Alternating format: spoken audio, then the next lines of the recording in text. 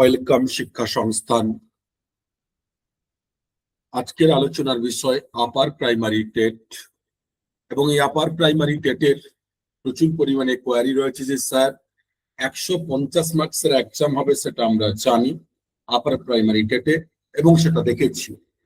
কিন্তু upper primary টেটের যেটা বারবার বলা হচ্ছে যে ল্যাঙ্গুয়েজ 1 তথা বাংলা থেকে 15টা প্যাডাগজি কোশ্চেন, ল্যাঙ্গুয়েজ 2 থেকে 15টা pedagogy question, CDP child development psychology শিশু মনস্তত্ত্ব থেকে 15টা প্যাডাগজি কোশ্চেন, এবং সায়েন্স বা সোশ্যাল সায়েন্স এরিয়া থেকে 20টা প্যাডাগজি কোশ্চেন। এই যে 15, 45, 65টি কোশ্চেন, এই প্যাডাগজি কোশ্চেন অ্যাকচুয়ালি কোন এরিয়া থেকে কোশ্চেন দেয় না? দেখুন, এই প্যাডাগজি বলতে অ্যাকচুয়ালি টিচিং এবং লার্নিং। একজন শিশুকে শিক্ষার্থী অর্থাৎ শিক্ষক পড়ানোর সময় কি ধরনের পদ্ধতি অবলম্বন করবেন, কোন পদ্ধতিতে অবলম্বন করলে শিক্ষার্থী সহজে বুঝতে পারবে, তার পরীক্ষা মূল্যায়ন কিভাবে করবেন, তাকে পড়ানোর জন্য বোর্ডে কি ইউজ করবেন, এই যে যাবতীয় এরিয়া গুলোই কিন্তু প্যাডাগজি, আর যেটাকে আমরা বলি বিএড লেভেল এরিয়া বলি। অর্থাৎ এই বিএড লেভেল এরিয়া বলতে প্যাডাগজিক্যাল এরিয়া, আর এই প্যাডাগজিক্যাল এরিয়া থেকেই কিন্তু 65টি কোশ্চেন থাকছে। তাই আজকের আলোচনার বিষয়, এই ভিডিওতে আমরা আলোচনা করব যে এই বিএড এর কি কি এরিয়া থেকে এই 65টি কোশ্চেন দেয়। এই এরিয়ার বাইরে সাধারণত কোশ্চেন থাকে না। তাই প্রথম থেকে শেষ পর্যন্ত ভিডিওটি দেখার প্রত্যেককে অনুরোধ রইল, যাদের লক্ষ্য আপার প্রাইমারি টেট এবারে। কারণ আপার প্রাইমারি টেটের ওয়েটেজ এবং আপার প্রাইমারি টেটের মার্কস ডিস্ট্রিবিউশন, কত স্কোর করলে কত পাবেন, তা আমাদের আলোচনা হয়েছে এবং সেই ভিডিওটি আপনাদের আমরা আপলোড করেছি, জানিয়েছি। এবারে আসি কি কি এরিয়া। নাম্বার 1, শিক্ষার প্রকারভেদ তথা টাইপস অফ এডুকেশন।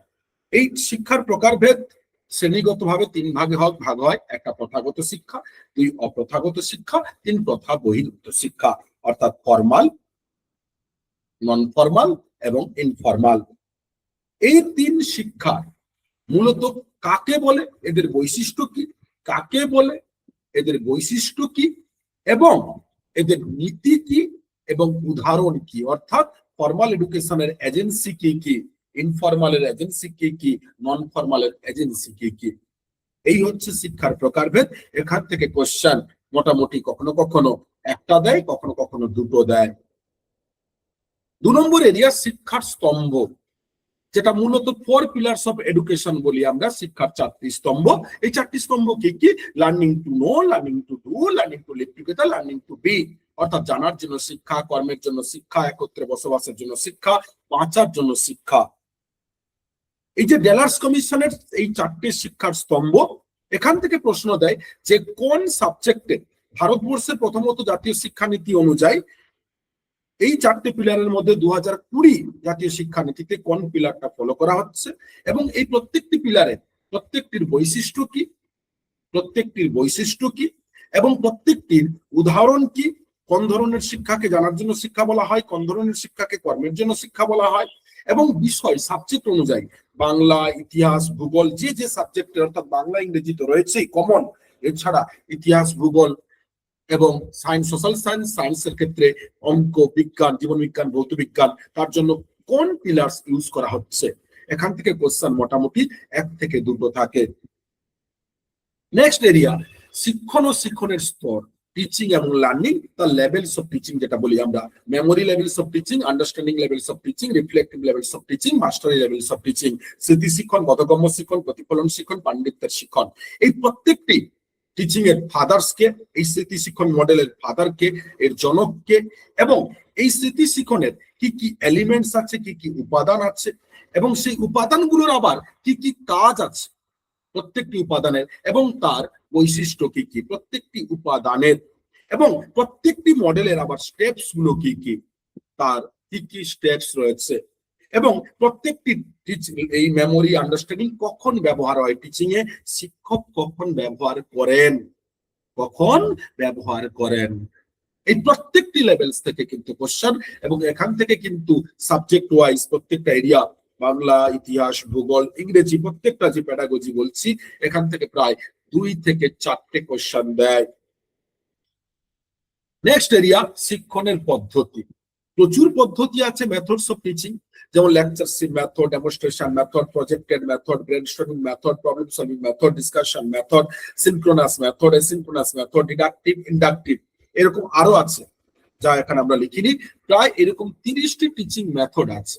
এই শিক্ষণ পদ্ধতি মূলত প্রত্যেকটি পদ্ধতি কাকে বলে, প্রত্যেকটি পদ্ধতির বৈশিষ্ট্য কি, প্রত্যেকটি পদ্ধতির ব্যবহার কোথায় হয়, কোন ধরনের ক্লাসরুমে ব্যবহার হয়, প্রত্যেকটি শিক্ষণ পদ্ধতি কোন বিষয়, অর্থাৎ আপনাদের যে বিষয়গুলো রয়েছে বাংলা, ইংরেজি এবং সোশ্যাল সায়েন্সের ইতিহাস, ভূগোল, সায়েন্সের বিজ্ঞান, জীবন বিজ্ঞান, ভৌত বিজ্ঞান, অঙ্ক, এই প্রত্যেকটা সাবজেক্ট ওয়াইজ বিষয় অনুযায়ী কোন বিষয়ের জন্য কোন পদ্ধতি, এবং প্রত্যেকটি বিষয়ের আবার যেমন বাংলার ব্যাকরণের জন্য এর মধ্যে কোন পদ্ধতিটি বেশি কার্যকারী, আবার বাংলা সাহিত্যের ইতিহাস পড়ানোর জন্য কোনটা কার্যকারী, উপন্যাস, নাটক, ছোট গল্প পড়ানোর জন্য কোনটা কার্যকারী, একজন টিচার, একজন শিক্ষক হিসাবে কোন পদ্ধতি গ্রহণ করবেন। ঠিক একইভাবে ইংরেজির ক্ষেত্রে, একইভাবে বিজ্ঞানের ক্ষেত্রে, একইভাবে ভূগোলের ক্ষেত্রে ম্যাপের জন্য কি, ম্যাথের জন্য কি, প্রত্যেকটা এরিয়ার এই পদ্ধতি থেকে কিন্তু কোশ্চেন সব থেকে বেশি, প্রায় 15 থেকে 20টা কোশ্চেন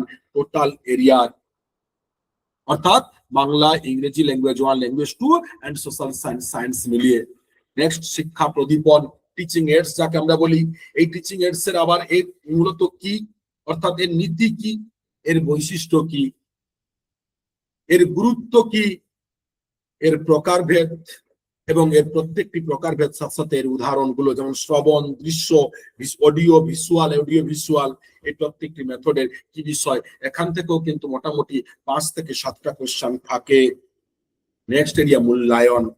এই মূল্যায়ন কি, কাকে বলে, মূল্যায়নের উপাদানগুলো কি কি, সেই উপাদানগুলো আবার কাকে বলে, মূল্যায়নের বৈশিষ্ট্য কি, মূল্যায়নের নীতি কি, মূল্যায়নের গুরুত্ব কি, মূল্যায়নের প্রকারভেদ যেটা ফরম্যাটিভ, সামেটিভ, ডায়াগনস্টিক এবং অ্যাচিভমেন্ট, মূল্যায়নের কৌশলগুলো, observation, interview, questionnaire, projective techniques, এই যে মূল্যায়নের উপাদান থেকে শুরু করে প্রকারভেদ, এখান থেকেও টোটাল কোশ্চেন মোটামুটি ধরতে পারেন সবকটা এরিয়া মিলিয়ে 5 থেকে 7টা মতন।